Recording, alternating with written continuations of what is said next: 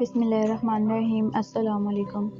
ایک کہانی بڑی پرانی۔ بشیر نامی شخص ایک گاؤں میں رہتا تھا۔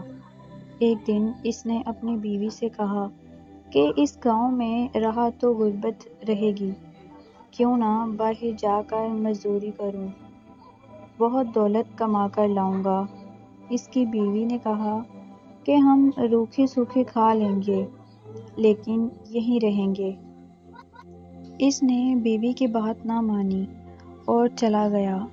جانے کے کچھ ماہ بعد اللہ نے اس کے گھر ایک بیٹا عطا کیا۔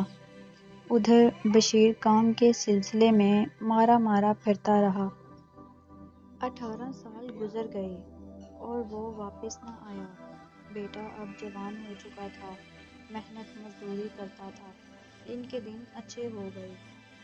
دوسری طرف اس کے شوہر نے 18 برسوں میں صرف 300 روپے کمائے۔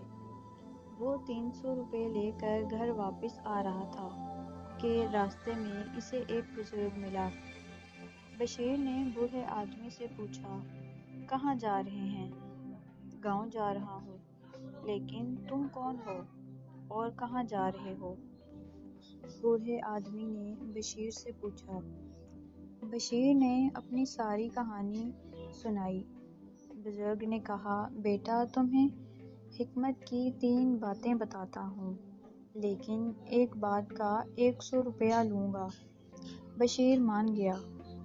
بوڑھے نے کہا کہ پہلی بات، جب 10 آدمی ایک ہی کام کا کہیں تو اسے کر لینا چاہیے۔ لاؤ 100 روپیہ۔ آگے کی کہانی کے لیے میرے چینل کو سبسکرائب کیجیے۔ ویڈیو پسند آئے تو لائک کرنا مت بھولیں۔ ملتے ہیں نیکسٹ پارٹ میں۔ Thanks for watching. اللہ حافظ۔